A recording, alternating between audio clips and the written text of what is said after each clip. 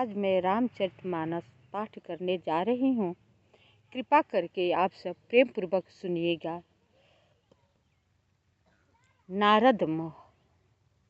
कथा प्रसंग। प्रभु श्री राम जी वन में सीता जी को ढूंढते ढूंढते मैनाक पर्वत की तरफ जाते हैं।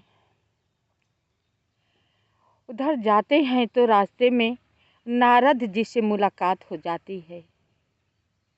नारद जी दूर ही से प्रभु को पहचान कर नारद ऋषि जी प्रभु श्री राम जी के पास आते हैं और दंडवत प्रणाम करते हैं।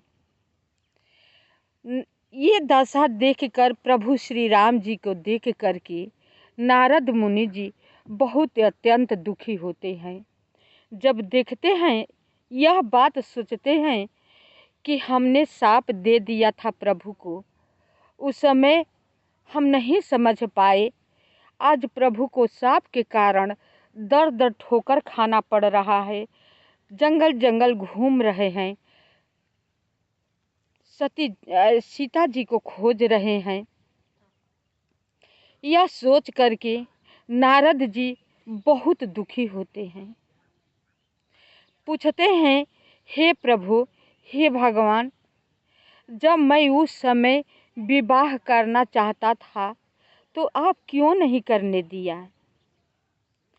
तब मेरे प्रभु श्री राम जी कहते हैं, हे मुनि, तुम तो जानते हो कि जो भक्त मेरे ही ऊपर रहता है, मेरे अधीन रहता है, तो जैसे कि माँ होती है, उसका छोटा बच्चा शिशु जो होता है, अग्नि को पकड़ने जाता है, सर्प को पकड़ने जाता है, माँ दौड़ करके अग्नि को पकड़ कर अपने बालों को पीछे खींच लेती है, सर्प को पकड़ कर अपने बालों को पीछे हटा देती है, अपने आगे हो जाती है।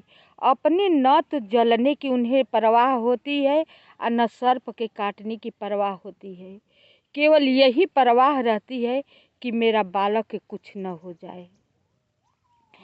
हे मुनि, यही हाल मेरा है, मेरा यही स्वभाव है। जो भक्त मेरे ऊपर ही रहता है तो मैं उसी तरह रखवारी करता हूँ जैसे कि माता अपने शिशु बालक को रखवारी करती है। वही बालक जब बड़ा हो जाता है तो वो प्रेम तो रहता है माँ, प्रेम रहता है, लेकिन जो शिशु के प्रति प्रेम रहता है वो प्रेम नहीं रह जाता है, क्योंकि अब वो प्रौढ़ हो गया है। अपने को रक्षा करने के लिए उसे ज्ञान हो गया है। वो समझ सकता है कि यहाँ पर मुझे जलना है, यहाँ से कुछ काट लेगा, यहाँ से मुझे बच जाना है। ऐसा उसके अंदर समझदारी हो चुकी होती है। तो माता निर्भर अब हो जाती है।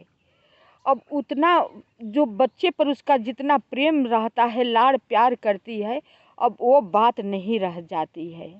वही हाल जो ज्ञानी लोग हैं अपना ज्ञान के बल से रहते हैं, और जो अज्ञानी है केवल मेरे ही बल, मेरे ही आश्रय, मेरे ही सहारे पर रहते हैं, तो उनका, हे नारद मुनि, उनका तो मेरा ही ध्यान रखना पड़ता है, जैसे कि माँ अपने बच्चे को रखती हैं। हे नारद मुनि, ये बहुत प्रबल प्रगाढ़ ज्ञानी लोग अपने ज्ञान के तरफ चलते हैं, मेरी भक्ति करते हैं, लेकिन उनके पास ज्ञान होता है। जो अज्ञानी लोग मेरी भक्ति करते हैं उनका मैं स्वयं रक्षा करता हूँ। एक बालक की तरह जो मेरे ऊपर रहते हैं उनका मैं स्वयं रक्षा करता हूँ।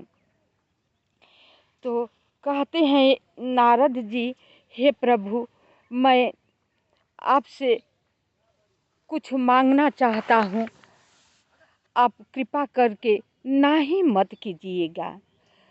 तो कहते हैं कि नहीं मुनि, अपने सेवक को केवल मेरा ही बल रहता है, मैं नहीं करूँगा।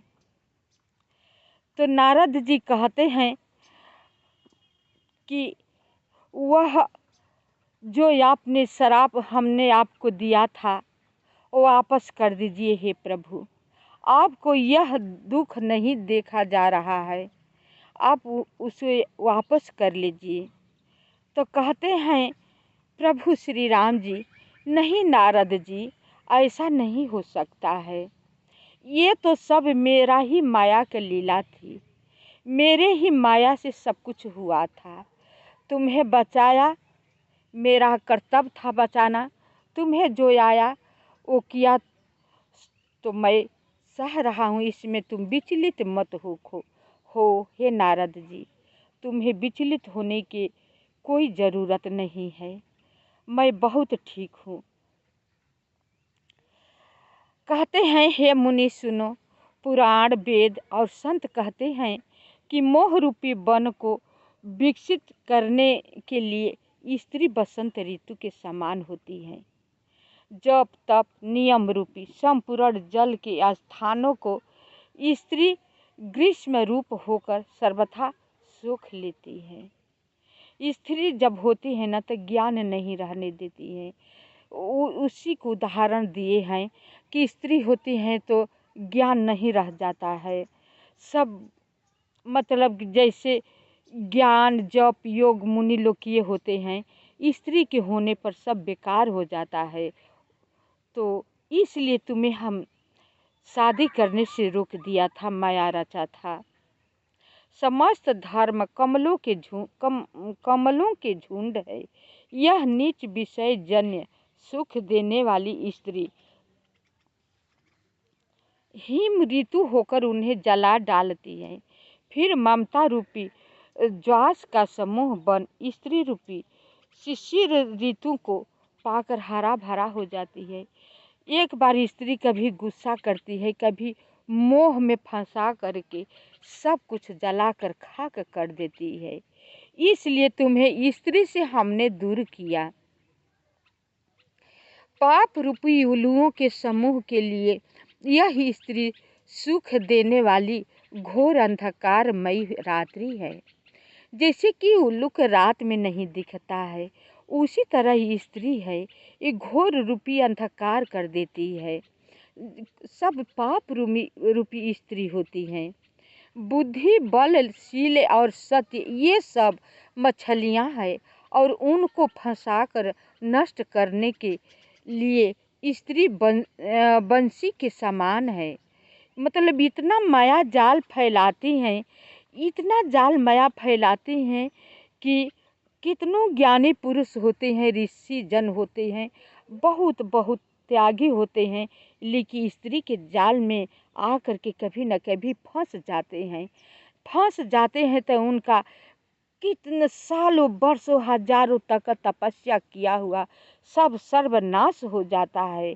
हे मुनि, ऐसा स्त्री को श्री रघुनाथ जी उदाहरण देते हैं। नारद मुनि जी से कहते हैं, तो नारद मुनि जी कहते हैं, श्री रघुनाथ जी के सुंदर वचन सुनकर मुनि का शरीर पुलकित हो गया और नेत्र प्रेमाश्रुओं उसके जल से भरे आए।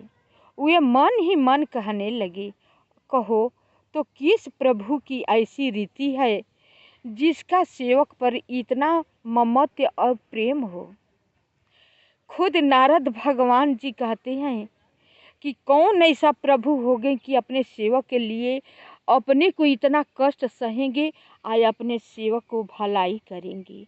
कौन धरती पर ऐसा कोई है जो कि प्रभु श्री राम जी ऐसे हैं। जो मनुष्य भ्रम को त्याग कर ऐसे प्रभु को नहीं भजते, वे ज्ञान के कंगाल, दुर्बुद्धि और अभागे हैं। फिर नारद मुनि आदर सहित बोले, हे विज्ञान विशारद श्री राम जी सुनिए। हे रघुवीर, हे भव भय जन्म मरण के भय का नाश करने वाले मेरे नाथ, अब कृपा कर संतों के लक्षण कहिए। श्री राम जी कहा, हे मुनि सुनो, मैं संतों के गुणों को कहता हूँ। तब हे नारद भगवान जी खुश होकर के कहते हैं प्रभु श्री राम जी से कि हे दया के निधान, हे दीनबंधु, आप संतों को गुण को बखानिए कि किस गुण के संत लोग अच्छे होते हैं।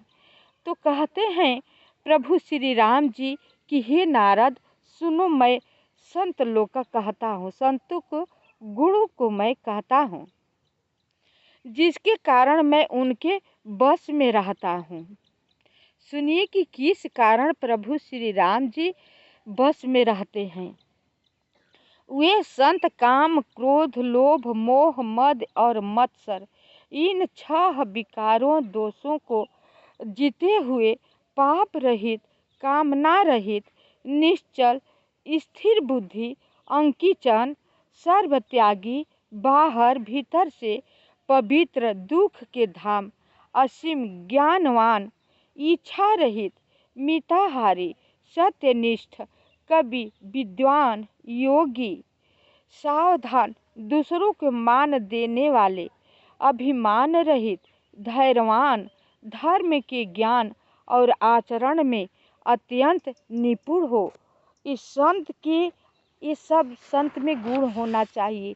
दूसरों के सुखी देखकर सुख होना चाहिए, दूसरों के दुख में अपने दुखी होना चाहिए, अधिक से अधिक उसको दुख को हटाने की कोशिश करना चाहिए। लोभ न करे, कोई चीज़ की इच्छा न करे, किसी को देखकर कुछ बुरा न सोचे, उसके हमेशा भला करे। उस संत लोग का ये गुण होता है।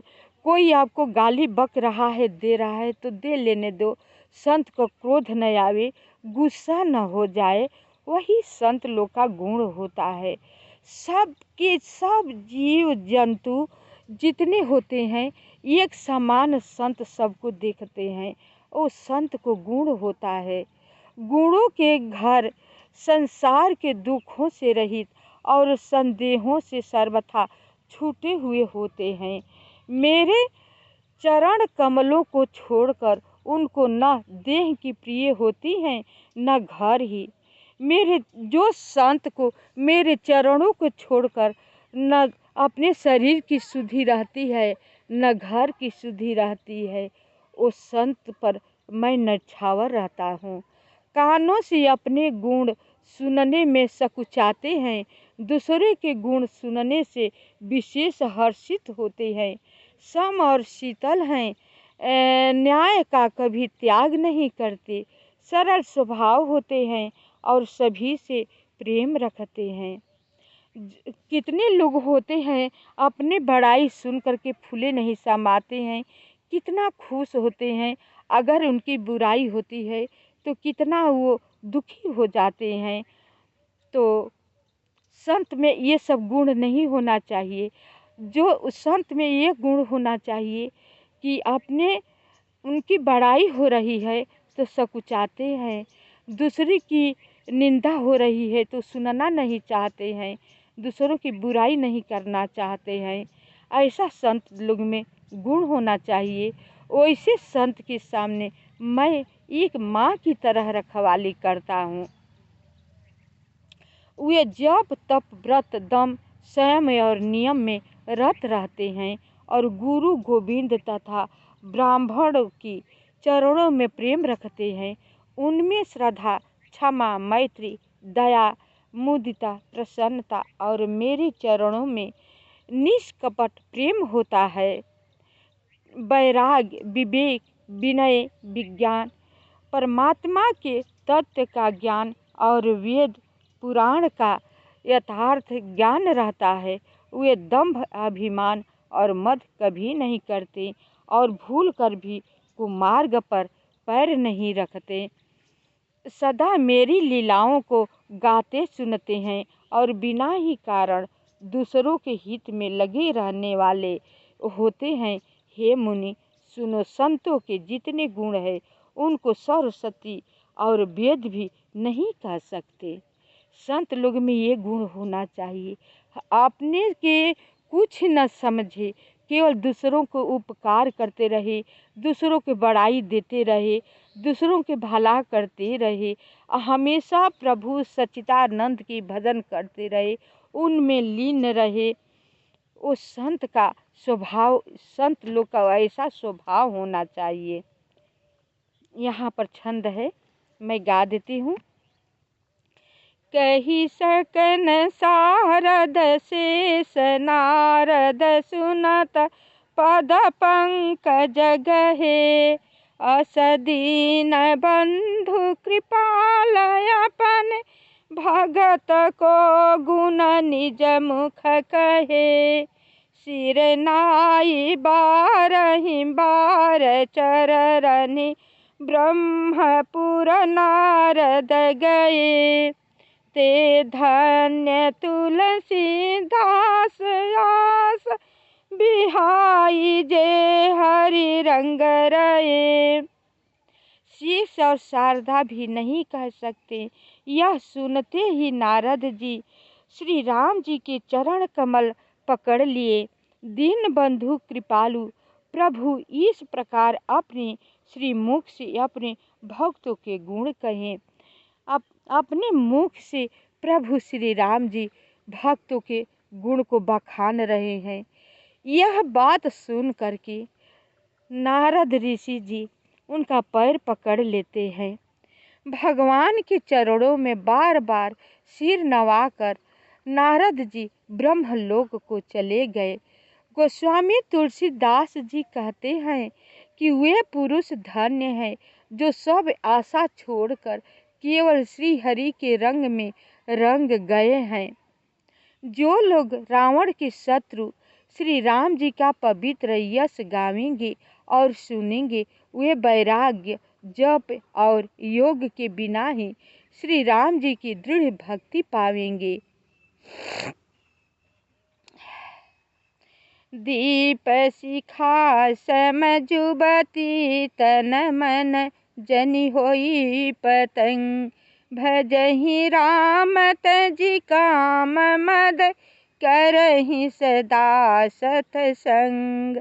युवती स्त्रियों का शरीर दीपक की लौ के समान है। हे मन, तो उसका पतिंगा न बन।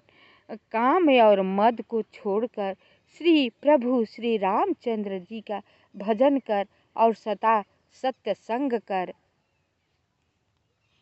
नारद का और प्रभु श्री राम जी का ये संवाद था। जो ये कथा सुनेंगे, उन्हें जप तप जो करके प्रभु को प्राप्त करते हैं, ये सुन करके उन्हें प्राप्त हो जाएगा। गोस्वामी तुलसीदास जी कह रहे हैं कि ये प्रसंग रावण का शत्रु और नारद जी के अपने मुख से नारद जी के सामने अपने भक्त को बखान कर रहे हैं। प्रभु श्री राम जी गुणानुवाद कर रहे हैं। ये प्रसंग सुन लेने से केवल जप जो जोग जप करते हैं उसका फल उन्हें प्राप्त होता है, उन्हें मिल जाएगा सुनने से केवल। तो कथा को हम यहीं पर विश्राम करते हैं। आप सब मेरी कथा सुन करके लाइक, सब्सक्राइब, कमेंट अवश्य कीजिएगा, ताकि आप सबको लाइक सब्सक्राइब करने से मेरा मनोबल जो है हम बढ़ता है, उत्साह बढ़ता है। तो शेष भाग अगले वीडियो में।